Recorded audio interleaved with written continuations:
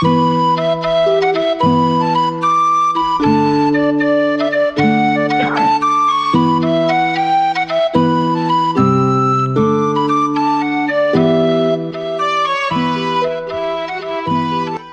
to Highland Waves, coming to you from Marshbrook Studios, situated on the bank of the Margaree River in Cape Breton, Nova Scotia, Canada. At Highland Waves, we feature stories about the people, the places, and the visitors to Inverness County. I'm Pat Wall, your host. Today, joining me in the studio is Anita Coady. Welcome to Highland Waves, Anita. I'm delighted to be here, Pat. Anita wears many hats. She's principal of Coady Consult, a board member of the International Ocean Institute, and currently president of the 59-year-old Margaree Salmon Museum, located in northeast Margaree, Cape Breton, Nova Scotia.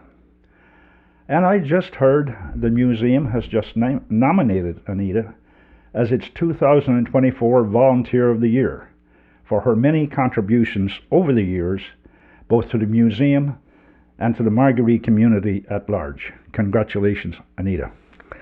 Thank you, Pat. You're extremely generous with your description. Anita, your upbringing in a large and well-known Coady family in Margaree would have certainly prepared you for the endeavors you've encountered to now. It's true, as you know, but many people don't. I come from a baker's dozen. We were 13 in the family, and more remarkable is 4 sets of twins. And we grew up here in Margaree, operating a farm. We helped our parents operate a farm. But as many people growing up in the Margarees, 2 things were extremely important and that I recall.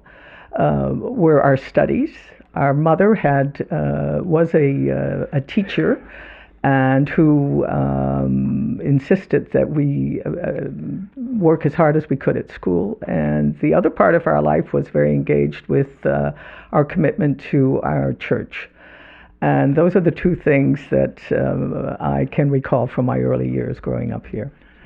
And a relationship to the famous Father Moses Coady? Yes, in fact, I recall as a child that when he would come to visit the homestead, he was a daunting figure. He was very, very tall, and he spoke. People mentioned his oratorical capabilities, and to a child, it was sometimes somewhat overwhelming when he told you to be quiet or to move. Because he always brought lots of people with him. And yes, to honor his contributions, they did create the Coady International Institute at St. Francis Xavier University, which many of us attended after we left high school in Margaree. Great. For our listeners also, Father Moses Coady was a Roman Catholic priest who was very influential, not only with the Coady Institute, but also with the co-op movement, which he really started, and it spread across the country in the 1930s up until probably the 1950s or 60s. So he was a wonderful man. After high school, where did that take you? Well, growing up in a large family, but in a very small community, and I would look at the hillsides around me, and by the time I was 15 or 16, I was curious to know what lie beyond. And so, without specific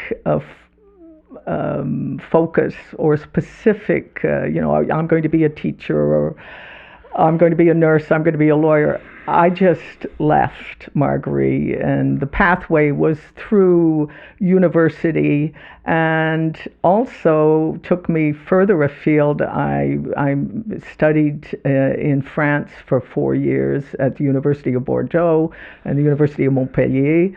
Extended that period of quest and search by teaching actually in France for a number of years, teaching English. It was very convenient. They wanted an accent that was different than the British accent that many of the students that I encountered. So, and I then returned and with that linguistic capacity worked with the federal government because in the 80s the federal government was very interested in training a lot of its civil servants. So I worked at the National Bedford Institute of Oceanography and also at institutions in Ottawa. Well, it's quite a pedigree. Well, you are the lead in Coady Consult. Can you maybe elaborate a little on that? That evolved really from further studies which I undertook at Dalhousie in the 1980s, and I met an exceptional woman who was really a world federalist and very concerned about oceans. She was Thomas Mann's youngest daughter, Elizabeth Mann Borghese, and she created, I did one course with her, and she had created, in the process of creating an organization that was very committed to stewardship and management of ocean resources. Very much at the time when the United Nations was elaborating the UN Convention on the Law of the Sea, which was a massive undertaking of many years. And she saw the opportunity to extend that word beyond the UN offices in New York and that. So I became affiliated with that organization, which did a lot of training programs around the world with the support of governments. It was a non-governmental organization, but the governments of Canada, the governments in Europe. And I'm much less involved at my age now in that I'm on a board member, but that work continues because, as we know, our oceans are not in a healthy state, unfortunately. A lot of other things as well. That's true, Pat. The International Ocean Institute is affiliated with Dalhousie University, is my understanding. It has a small office there that has done training for many years, that's true. All of those positions demand time and travel. Did you make Margaree your home base during all of that time? Well, in fact, I had the wonderful opportunity of meeting the love of my life, Joe Shireen, who was moved to Margaree because he was a keen angler. And he bought a property, which is now my home, which faces the Etheridge Pool. And he brought his family and his daughters there. And I think everyone had met him except me, because I was often away and working abroad. But what happened, and I like to say, is I was the last one of my 13-member family to meet him. But I made an enormous impression because several years later we married. And sadly, he died 10 years ago, but we had a wonderful opportunity. He was the person who introduced me to salmon angling and trout fishing, and that was a passion of his throughout his life. Well, I happen to know him too, and he was a great guy. Mm-hmm. You're president of the Margaree Salmon Museum. How and why did you get involved in the Margaree Salmon Museum?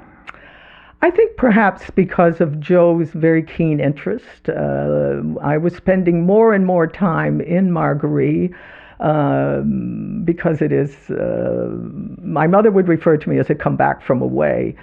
And it's a small community, as you know, Pat. And so I would be fishing out on the river and discovering things that I didn't know about the place I had grown up. And then I was asked, I think might have been Mike Allen, to come to a meeting, or yourself, or people I knew who were anglers and who were involved in the organization. So I joined the board about 7 or 8 years ago. Talk to us about the Margaree Salmon Museum, what it means locally and to the community at large. It is a venerable organization created 59 years ago, as you mentioned. And I found out very recently that its very early history, as we know, it was a one-room schoolhouse. And there was the Rossville Ladies Auxiliary who purchased it from $1 from the municipality when the school was being decommissioned. Subsequent, and there were names like Mary Hart and Ralph Watts and Bernard Doyle and people who are no longer with us, but who were really leaders in the community, who realized that if the ladies' auxiliary wasn't using the building to its full capacity, there might be other options. And I think Isabel Smith was also involved with that. Isabel Taylor, sorry.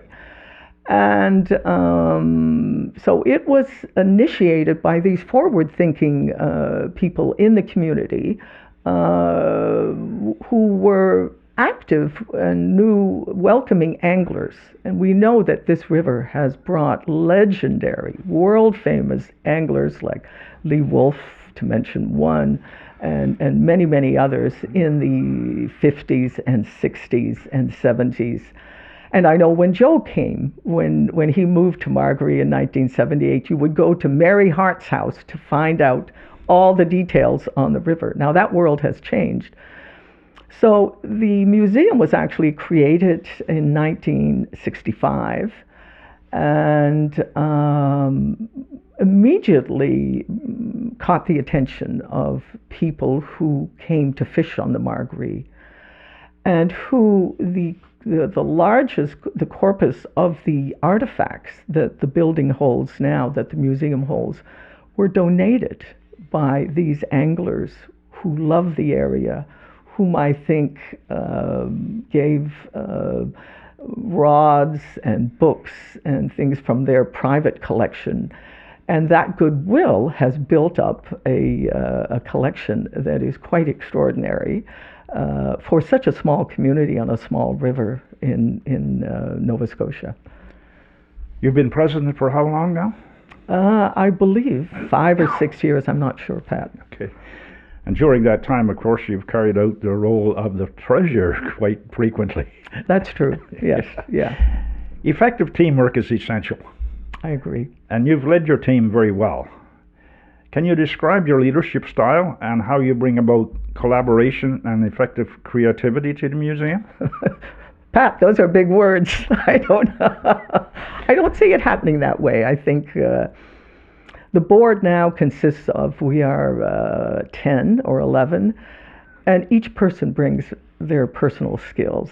I think when you're the president or the vice president, it's just to see that potential and encourage that for people to bring what they have. For example, we have a board member who is an artist, and they've made paintings and that are auctioned or raffled. Quilt makers.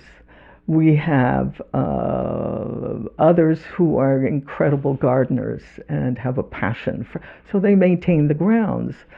And so on a very small budget, we're building a team that supports the museum and that builds hopefully on the history and the well-being that the museum has fostered. I think we're extending it into the community, working with other organizations. This year, one of the most exciting things that happened is the merger or the connection that is happening at the moment with the Margaree Lake Ainslie Heritage River organization.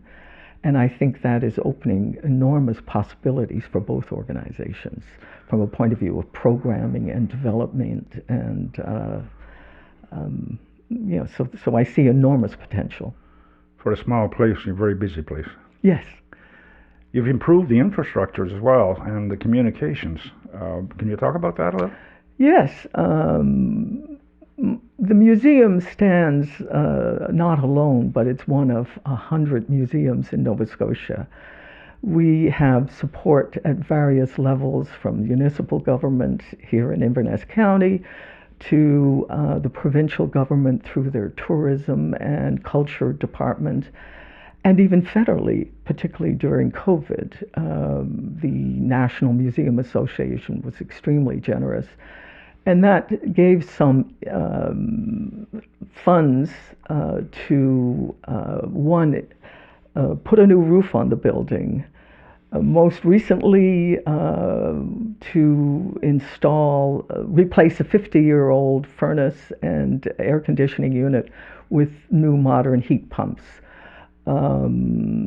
Additionally, it was really funding from the federal government that allowed us to purchase a laptop for the use of the museum. When we arrived, there was no internet there.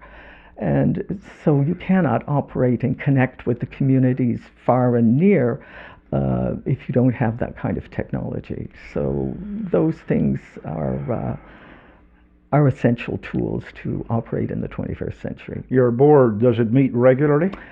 We do. I'm not a fan of long meetings, but through email communication, and we meet, I suppose, to answer specifically, probably 6 to 8 times a year. Okay. And you have an annual meeting? We do. We actually have one coming up in about a week's time. Okay. Yeah. What other methods do you use to communicate with your membership? Well, we've had creation of, we call it a newsletter. It's simply really a flyer that we issue 3 times a year.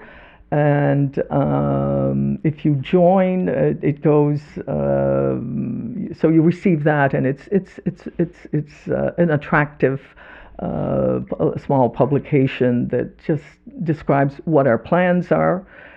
Our fall one reports more or less what we have done, and the good news. And we have, I suppose, now built our membership up to about 75 people who receive that. So that's great. And through our close connections with the Salmon Association, they put it on their website, and so we're finding ways to work closely with other river groups. Yeah, your association with the Margaree Salmon Association, can you maybe expand on that a little? Well, they are not far away, and their staff, and we actually now have a representative. The present board of the Salmon Association is a member of the board of the Salmon Museum. So that kind of interlocking boards, we're finding ways of working together and planning, and I think that will work for all of us, and the leadership in whether it's the Heritage River or the Salmon Museum or the Salmon Association.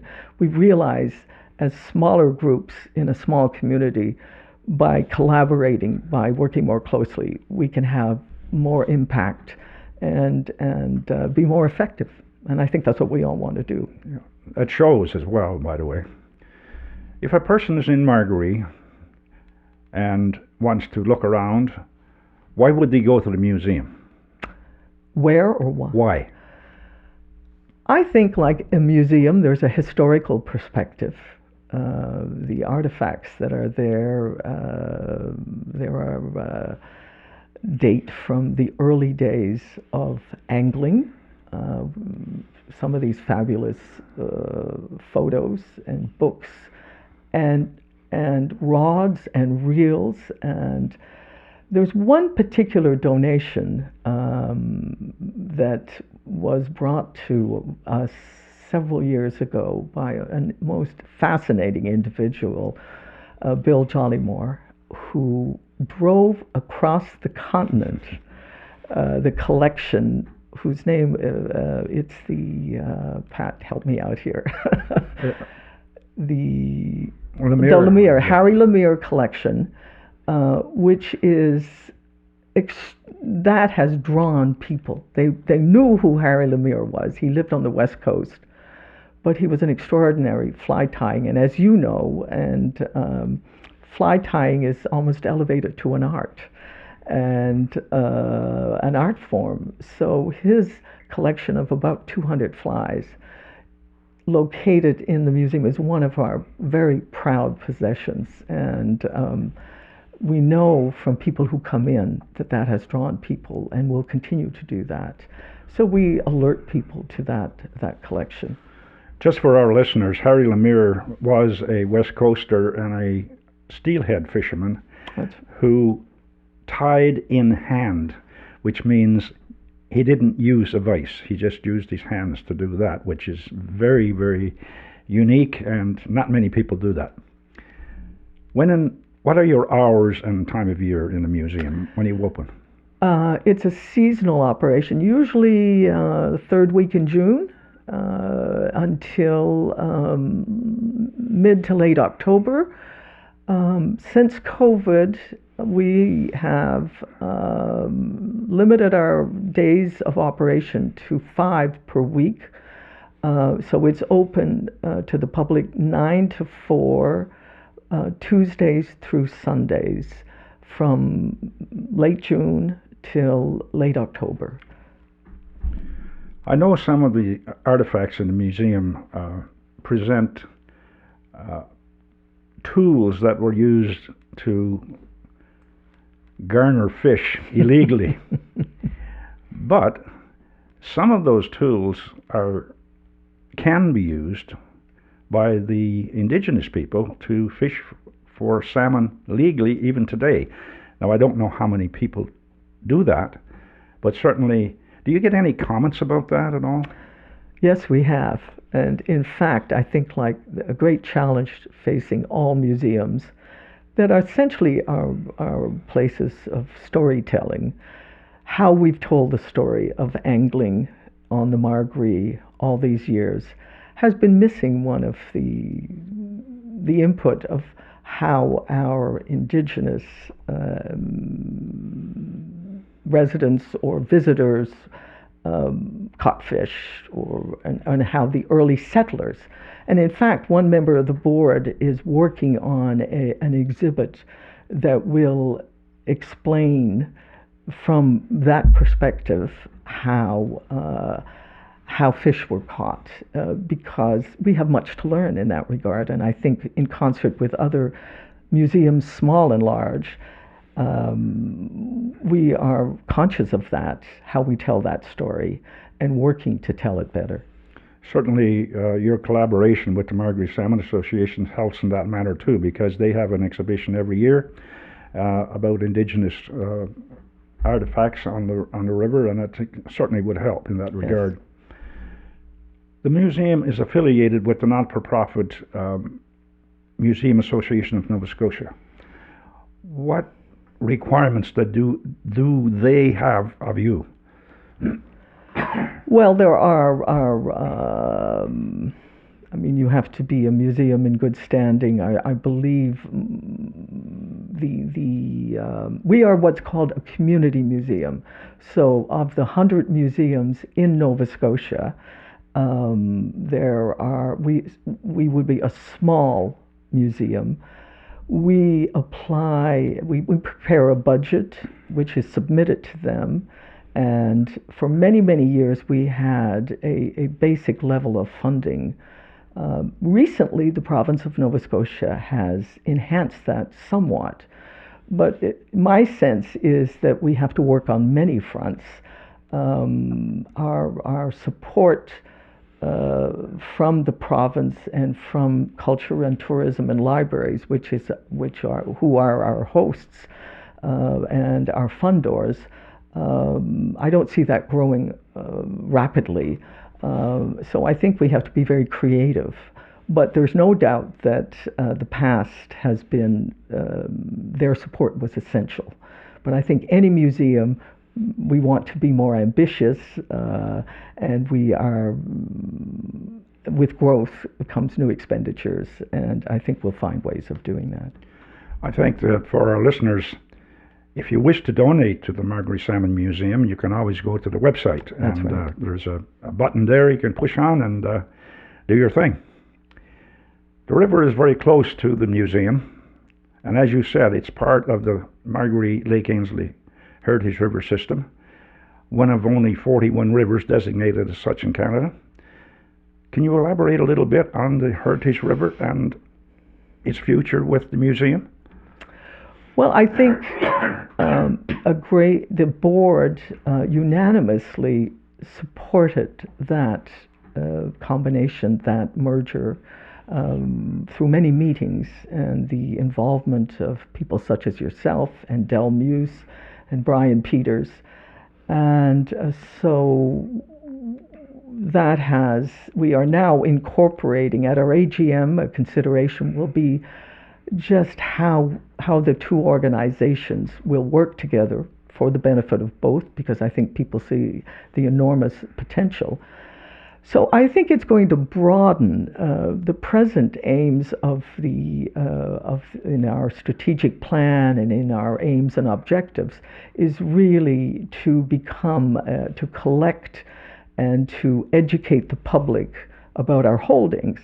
But when you expand to a heritage river, you're expanding it beyond mere angling. You're going from the river to the entire watershed, which encompasses Lake Ainslie. So I see the questions of stewardship, of care and protection, of not limiting use. I think that the river is there for everyone, not only the anglers.